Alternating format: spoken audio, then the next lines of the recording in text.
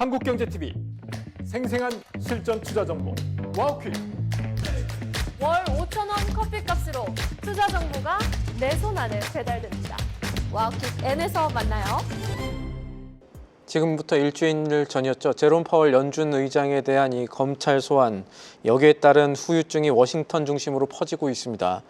지난해 7월 17일 나왔었던 파월 의장 해임안 놓고 긴장이 지속되는 상황에서 시장에 출현했었던 이 채권 자경단 문제, 그리고 달러 트리거 상황이 재현되지 않을까 하는 우려가 시장에 나오고 있다고 하는데요. 오늘은 이 문제 알아보겠습니다. 도움 말씀에 한국경제신문 한상춘 논설위원 자리에 있습니다. 안녕하십니까? 네, 안녕하십니까? 자, 의원님, 일단 지난 주말에 미국 증시 움직임부터 좀 정리를 해보고 또 우리 증시에 영향이 높았던 반도체 주가 어떻게 됐는지도 좀 말씀해 주시죠. 네, 도널드 트럼프 노이즈가 재현됐죠. 그리고 우리 입장에서는 아까 신한커까지도 말씀하셨습니다는 지난주에 미국 증시가 떨어지는 가운데 한국 증시 강하게 올랐어요.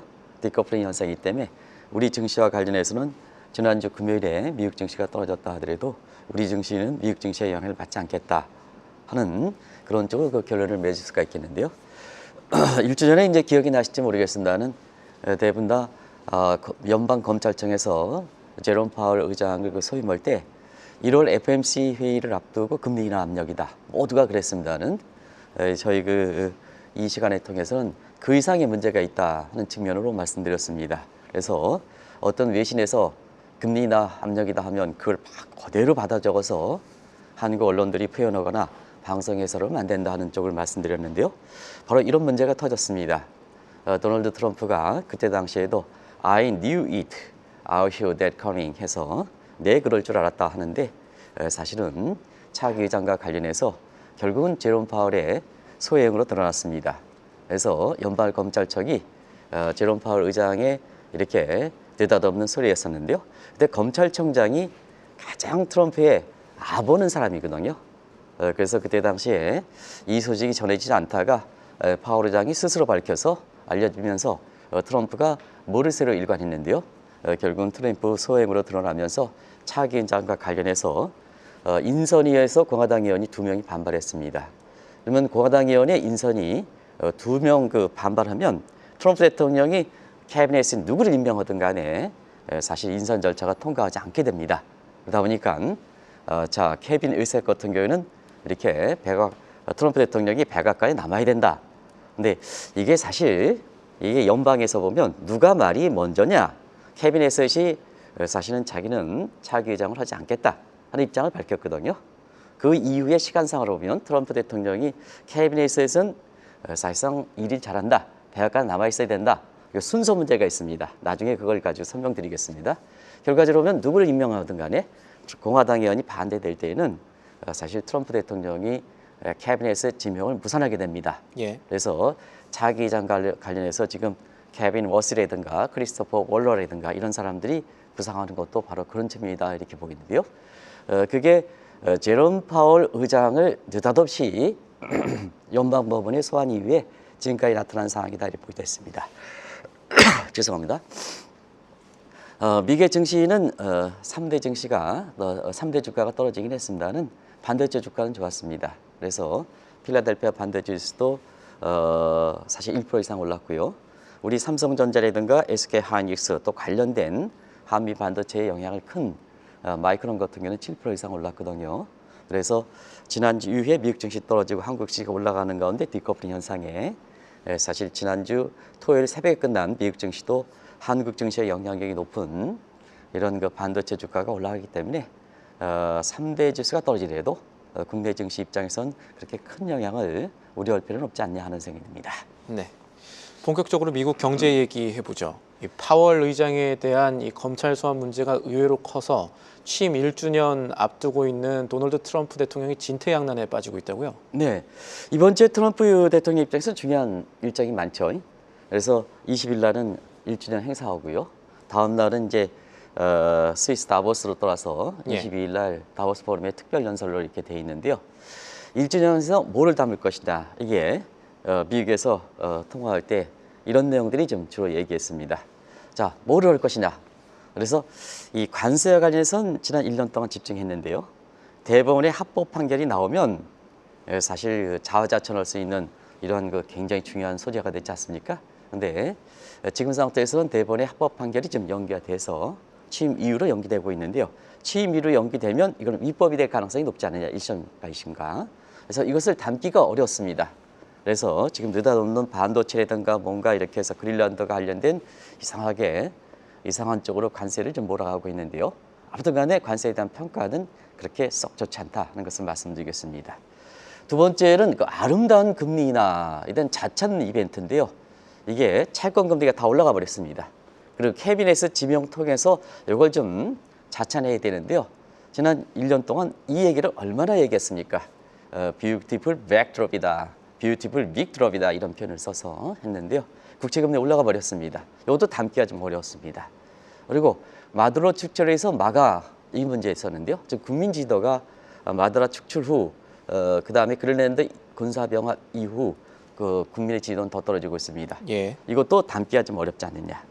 대중국 이렇게 패권 이벤트는 이미 아시겠습니다는 지난 1년 동안 사실 중국에 밀려서 유화적인 입장을 취했었고 시진핑이 최근 들어서 더 강력하게 저항하고 있습니다. 그리고 경제 성과적인 측면에선 성장률 4%, 다우 5만 이벤트도 지금 상태에서 도달하기 힘들 거로 봅니다.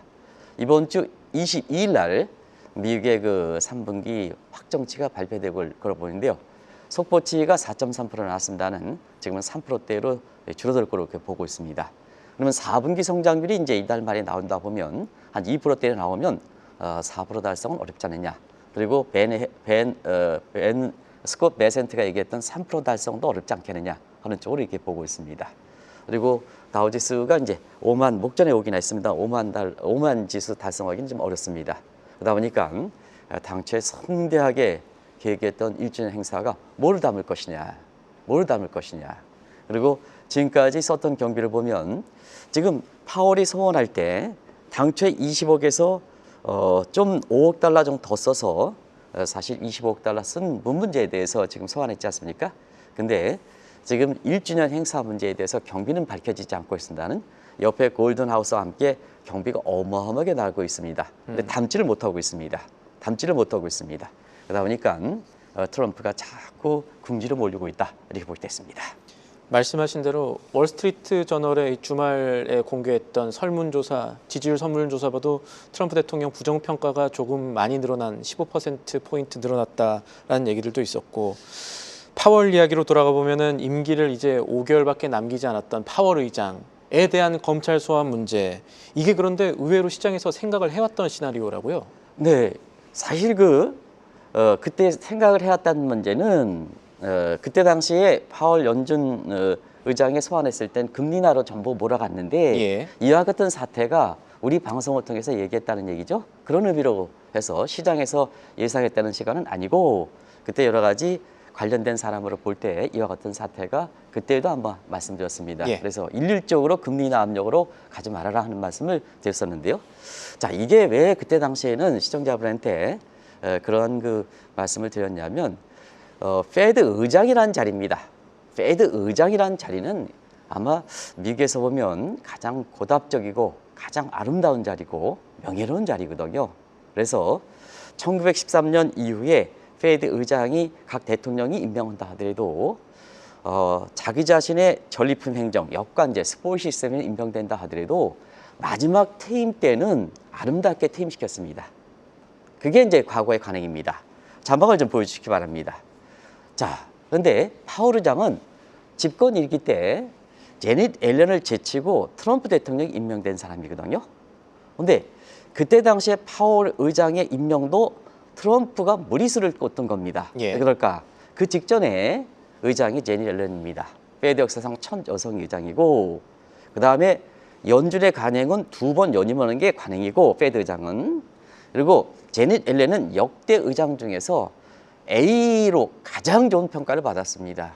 그러면 세 가지 관행으로 보면 평가도 이기고 관행도 그리고 첫 여성 의장이니까 이 관행을 볼 땐 과연 트럼프가 이 제닛 앨런을 아무리 본인의 속성이 있다 하더라도 제칠 것이냐 하는 측면에 그 시장 기대를 무시하고 제닛 앨런을 임명했던 거거든요. 근데 이것이 이제 2019년에서부터 금리 인상을 문제를 놓고 갈등 관계를 보였었는데, 아무리 갈등 관계를 보이고 원한이 있다 하더라도 임기 5개월을 안 남기고 파월 의장을 쫓아내느냐 이겁니다. 이게 쫓아내느냐 문제입니다. 지난주에도 그렇지 않습니까? 파월 의장이 사실 연준 소환 이후에 트럼프 대통령이 빨리 쫓아냈으면 좋겠다 하는 얘기를 했지 않습니까? 예. 그러다 보니까 시청자 여러분, 본인이 인사했고 그것도 무리수를 제니 렐런을 두고 무리수를 했던 사람이고, 그다음에 가장 명예의 입장에서 과거에 가능한 역관제를 한다 하더라도 명예롭게 은퇴시켜야 되는데 불과 5개월입니다. 5개월 남기고 쫓아낼 필요가 있느냐 하는 문제가 결국은 이게 트럼프 대통령이 개인의 보복이지 않느냐 하는 쪽에 얘기가 나온 거거든요. 그런 것이 이제 워싱턴 정가를 익히기 때문에 1월 회의 앞두고 제롬 파월의 소환에 대해서 금리 인하로 몰고 갈 때 그 이상의 문제가 있습니다 하는 이런 것을 시청자 여러분에 전해드렸습니다. 이게 과연 미국 대통령이냐 이러거든요. 그리고 또 한 가지는, 자, 이제는 차기장이 누가 맡든 간에 굉장히 명예로운 자리가 아니죠. 저렇게 페드 의장 자리를 저렇게 훼손시켰으니까 누가 맡겠습니까? 그래서 캐비넷과 관련해서도 이렇게 논란이 나오는 겁니다. 결국 트럼프의 신여로 전락한 차기자는 누가 맡을까? 충보기에는 맡을 수가 없는 거죠. 이렇게 아주 페드 의장자를 전락시켜 놨다는 얘기입니다. 그래서 지금 논란이 많이 되는 거다. 그것을 말씀드리겠습니다. 그래서인지 모르겠습니다만 이 차기 의장으로 유력했던 캐비넷의 백악관 국가경제위원장도 지금 백악관에 계속 남을 가능성이 높아진 것이죠. 네, 사실 이 문제에 대해서 이전에도 트럼프 대통령이 파월과 갈등 문제 때문에 예. 인선의 기준은 여러 가지가 있습니다. 도덕성이라든가 전문성이라든가 경륜성이라든가 페드의 경륜이라든가 이런 엮여 있는데, 자, 트럼프 인사할 때는 파월 간의 갈등 문제 때문에 오로지 자기 자신의 금리 인하 요구를 받아들일 수 있는 사람이 인선 기준이었거든요. 그게 이제 금리 인하의 가장 전향적인 사람이 케빈 해스셨죠. 그래서 또 해스 자체도 지명만 해주면, 트럼프 대통령이 내려만 주시면 열심히 하겠습니다 이렇게 했지 않습니까? 근데 이 양반이 느닷없이 백악관에 머물겠다, 백악관에 머물지를 모르겠습니다. 차기 의장에 대한 인식이 나빠지자 캐비넷이 백악관에 머물고 차기 의장은 안중에 없다.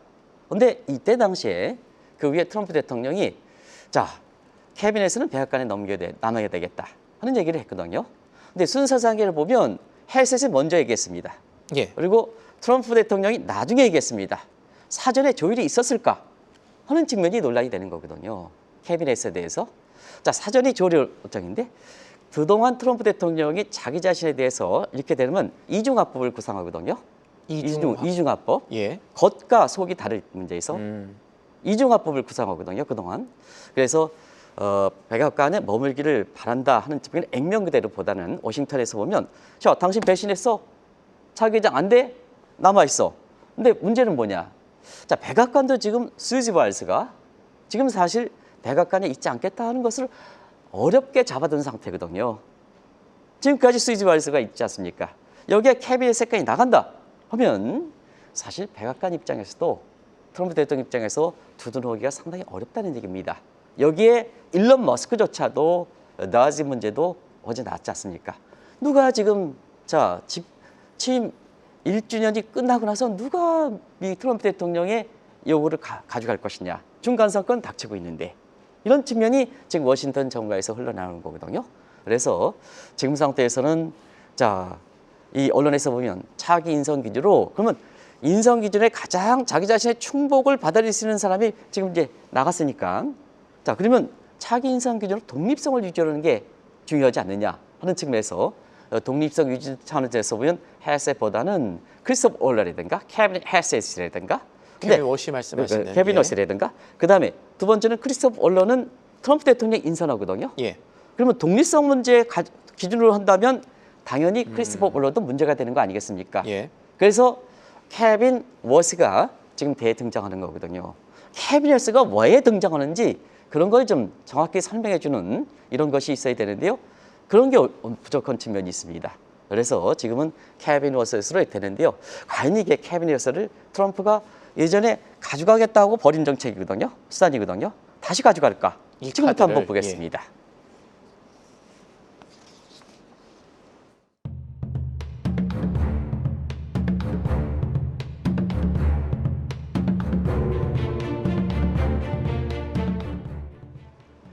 미국 상원의 인선 절차를 감안해 보면요, 이 도널드 트럼프 미국 대통령이 차기 연준 의장 누구를 하느냐 이 문제 더 이상 미룰 수가 없을 상황이니까 고민이 좀 많지 않겠습니까? 네, 사실 그 제롬 파월의 연방 법원책 이후에 이런 문제에 봉착하다 보니까 지금 트럼프 대통령과 포함해서 트럼프 지정에서는 차기 페드 의장과 관련해서 4가지 시나리오가 이렇게 놓고 고민하는 것으로 이렇게 알려지고 있습니다.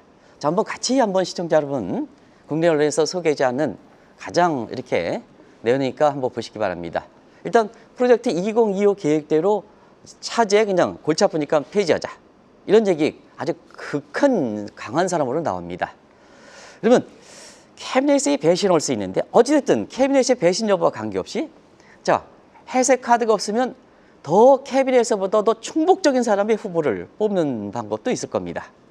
그리고 세 번째는 인선 기준을 바꿔서 아예 연준의 독립성을 유지할 수 있는 사람, 이게 이제 세 번째 카드가 되겠죠. 그리고 마지막으로는 파월 임기 이후에도 차기 회장을 임명하지 않고 과도기 체제로 운영하는 방안, 이 4가지 방안입니다. 자, 그러면 한번 보겠습니다. 이성적인 트럼프 대통령이라면, 센 트럼프 대통령이라면 당연히 인선 기준을 바꿔서 페드의 독립성을 유지하는 방식으로 가야죠. 시나리오 3 방식으로 가야죠. 그런데 트럼프는 이성적입니까? 그런 차원에서 이성적이 아니고 이번에 고충을 다 당했다면 더 본인 자신의 색채를 나타내지 않느냐 하는 측면에서 그러니까 이해한 정도가 있다, 이렇게 얘기하겠습니다. 자, 그러면 이 문제에 대해서 한번 검토해 보겠습니다. 이란으로 선택될 경우에는 자, 페드를 폐지한다, 더 궁지에 몰리겠죠. 그리고 이안을 선택할 때는 공화당 상원 의원이 가뜩이나 케빈 해셋도 충복이기 때문에 반대표를 던지는데, 자, 더 충복적인 사람을 인선해? 그러면 반대표가 더 이제 되죠. 인선을 어렵게 되는 겁니다. 그러면 사만이 선택해야 되는데, 그러면 독립성 유지하는 차원에서 다른 후보를 대냐 하면 트럼프가 굉장히 수모를 당하는 게 되는 거죠. 이런 쪽의 구상들이 쭉 나오는 겁니다. 차기 인선 문제를 놓고. 이게 연방법원의 소환 문제가 그렇게 단순한 문제가 아닙니다. 금리 인하다 아니라는 얘기입니다. 이런 문제가 상원의 인선 절차 만료해서 이런 쪽의 얘기들이 나온다. 그러다 보니까 이 하나하나 자체가 시장에 노이즈가 걸리는 겁니다. 그래서 지난 주말에 미국의 국채금리가 제롬 파월의 연준 소대의 10년물 국채금리가 4.1%였습니다. 그런데 3일 만에 바짝 올라서 4.3%까지 바짝, 정확하게는 4.27%까지 바짝 올라가는 모습인데요. 이게 전부 시장의 노이즈 현상으로, 어느 하나 노이즈 현상으로 국제시장에 반영하는 거다, 이렇게 볼 수 있습니다. 중요한 부분 짚어주셨는데, 지금 저 자막에서 1번, 2번, 3번 다 트럼프가 선택하기 어려운 상황이라고 하셨습니다. 그러면 4번이 있죠. 차기 연준 의장 없이 연준이 운영되는 과도기 체제, 이게 왜 부각이 되는지 설명을 좀 부탁드립니다. 사안이죠. 바로 이제 앞서 말씀같이 다 어떤 하든 골치 아프다. 예. 그러다 보니까 5월에는 제롬 파월은 나간다. 그러면 자, 페드 의장 없이 이 과도기 체제를 운영하는 방안, 이런 것도 검토되는데요. 저도 이게 몰랐던 사실입니다. 그런데 이것도 충분히 가능한 수준이다, 이렇게 볼 때 있습니다. 왜냐하면 자, 차기 연준의 의장이 없을 때는 결국 부의장 체제로 갑니다. 근데 왜 이 안이 그냐? 부의장은 이미 트럼프 대통령이 임명해 놓고 있는 사람이거든요. 그래서 통화정책 부의장인 크리스토퍼 월러도 트럼프가 취임하자 인선한 사람입니다. 그리고 감독부당당 부의장 보만도 트럼프가 인선한 사람입니다. 그러다 보니까 의장이 골치 아파, 부의장 둘 다 내가 임명해, 그러면 부의장 체제로 가는 거죠. 이거 제적하는 사람 없죠. 이게 지금 나오는 겁니다. 그런 측면에서 두 인사들은 어떠냐 하면 약간 뉘앙스 차이가 있지만, 정부 시청자분은 아시겠습니다는 크리스토퍼 월러는 원래 금리 인하에 전향적인 사람이고, 예. 보험안은 굉장히 매파로 알려져 있죠. 근데 트럼프가 임명하고 나서 금리 인하에 굉장히 전향적이죠. 그러면 정도 문제가 있겠습니다는, 트럼프가 요구하는 금리 인하 압력을 페드 의장이 없다 하더라도 결국은 입장을 가져갈 수 있다는 얘기입니다. 그래서 과도기 차제에서 이 문제가 된다 하는데요. 이 문제와 관련해서 뉴욕 연준 문제가 더더러 총재 문제입니다. 연준은 통화정책에 결정하는 기관보다는 각 정부의 예산을 집행하는 집행의 실행기관의 성격을 갖고 있습니다. 그래서 권력 서열이 3위 내지는 실질적으로 2이지 않느냐 한다 하더라도 트럼프가 차기 의장을 이렇게 임명하지 않으면 권력 사실상 뉴욕 연준의 의장이 가져가는 건 아니지 않느냐 하는 이런 시각이 나오는 겁니다. 그래서 실질적으로 보면 부의장체로 이끌어가지 않겠느냐 이런 측인데요. 문제는 그렇습니다. 이 체제도 독립성 훼손 문제는 결국은 월러가 되든 지금 부의장인 보우만이 되든 전부 독립성에 문제가 있으니까 자, 독립성을 기준으로 한다면 전 페드 이사인 케빈 워시가 지금 등장하는 거다 하는 것을 말씀을 드리겠습니다. 어쨌든 트럼프 입장에서는 자, 본인이 이성적이냐 아니면 비이성적이냐 선택에 따라서 사실 이후의 평가가 상당히 다를 것이다. 그래서 사만이 선택할 때는 이제 트럼프가 정상이 돌아가나 보다 이렇게 안도의 힘을 쓸지만 만약에 다른 안이 선택할 때는 트럼프 역시 트럼프다. 더 비이성적이다. 시장의 혼란은 가중되지 않겠느냐. 이런 쪽의 시각이 이번 주에 굉장히 관심이 될 거다 하는 것을 말씀드리겠습니다. 이 부분도 살펴봐야겠습니다. 그러니까 차기 연준 의장 선임을 놓고 노이즈가 재현되는데 이것이 지난해 7월에 있었던 파월 의장의 해임안 관련 문제를 놓고 여러 가지 긴박했던 상황이 재현될 수 있다. 이런 우려가 나올 수가 있다는 거죠. 네, 작년 7월 17일이죠. 정확하게. 그때 파월의 해임안을 놓고 예. 24시간 긴장을 했습니다. 그때 당시 한번 시청자 여러분 기억나실 거로 생각합니다. 그래서 그때 당시에 이렇게 24시간 긴장을 했는데요. 사실 당시에 뉴욕타임스라든가 미 언론들은 파월 해임을 기정사실화 시켰습니다. 그때 다이먼 회장도 파월 회장이 할 때는 국채금리가 5% 급등할 것이다 이렇게 보고 최근에 제롬 파월에 대해서 연방검찰청에 소환 이후에 다이먼 회장이 다시 미국의 국채금리에서 얘기한 것도 지난주에 있었을 겁니다. 바로 그가 동일합니다. 그러면 당시의 상황을 보겠습니다. 트럼프와 파월의 노이즈가 발생하니까 그때 30년 국채금리가 5%를 돌파했습니다. 30년물 국채금리 5% 돌파는 바로 뭐냐? 미국의 디폴트 문제가 관련돼 있거든요. 디폴트 문제가 관련되니까 미국 증시가 폭락일보 적전에 갇혔던 겁니다. 그러다 보니까 트럼프 대통령이 그때 파월 해임안을 철회했던 겁니다. 그러면서 시장이 안정을 기했던 거거든요. 한번 보겠습니다. 6개월 전인 그때 당시보다 미국의 물가는 상당히 안정돼 있습니다. 자, 미국의 물가는 지금 2.7%입니다. 그런데 지금 국채금리가 다시 올라가고 있거든요. 4.3%까지 올라가고 있습니다. 지난주에 파월 의장이 이렇게 연방검찰청에 소환되기 직전에 미국의 국채금리는 4% 깨질까 이렇게 됐는데 4.27%까지 올라갔습니다. 이런 문제거든요. 그래서 그와 같은 상황이 비슷하게 정해되기 때문에 당시에 출발했던 채권 자경단이라든가 달러 자경단이라든가 이런 게 실현되는 게 아니냐 하는 측면에서 이번 주 미국 증시 움직임이 상당히 주목된다 하는 것을 말씀드리겠습니다. 오늘 말씀하신 시나리오가 상당히 중요하고 흥미로울 수가 있는데 벌써 마지막 질문 드릴 때가 됐습니다. 이런 노이즈가 재현될 수 있다면 한국 경제 입장에서 환율이라든가 아니면 달러의 움직임이라든가 지금 생각해 볼 것들이 많은데 저희는 어떤 것들을 염두에 둬야 될까요? 네, 일단 당시에 채권 자경단이 출시된 배경에 대해서 자, 그때 트리거라는 용어가 많이 나왔습니다. 국채 트리거, 그 다음에 달러 트리거인데요. 너무 오랜만에 나왔으니까 자막을 통해서 시청자분이랑 같이 한번 공부해 보도록 하겠습니다. 해임 발표 전에 자, 헤어 트리거 현상이 나왔는데요. 오랜만에 들어보시죠. 헤어 트리거라는 것은 붕괴 일보 직전에 변동성이 확대되는 거다. 그러면 헤어 트리거가 여기 나오는 것처럼 헤어컷 현상이 되면 국제시장이 사실 가격이 폭락하는 겁니다. 근데 그 일보 직전에 해임안을 트럼프가 철회했던 겁니다. 예. 그리고 그때 당시에 달러 가치가 많이 떨어졌습니다. 이게 바로 달러 헤어 트리거 현상인데요.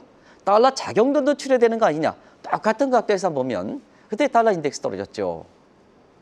그리고 뭐냐. 그때의 7월 말에 일본의 은행에서 금리를 올리다 보니까 이때 엔캐리 자금의 청산 문제가 이렇게 돼서 이게 연결됐던 시각입니다. 그리고 뭐냐.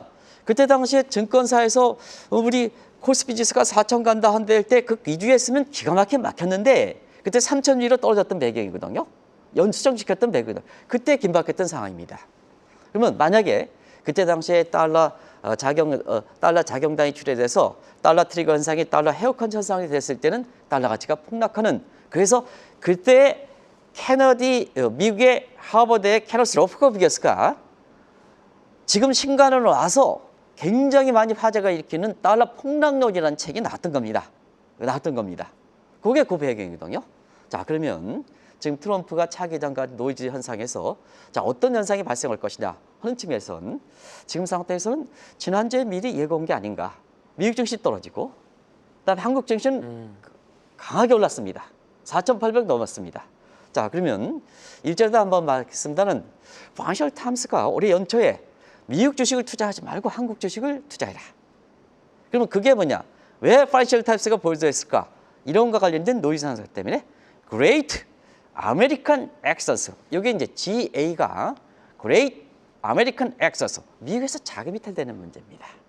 자금 이탈입니다. 그래서 지난주에 3대 주가가 떨어졌다 하더라도 한국 증시에서 일단은 반도체 관련된 마이크론 주가가 세게 올랐고 그다음에 이와 같은 노이즈 현상이 이번 주에 지속되면 미국에서 자금 이탈돼서 지난주에 이미 미국 증시가 떨어짐에 따라서 한국 증시가 디커플링 벌였습니다는 한국 증시 입장에서는 사실 증시의 호재로 작용할 수 있는 소지도 있지 않느냐.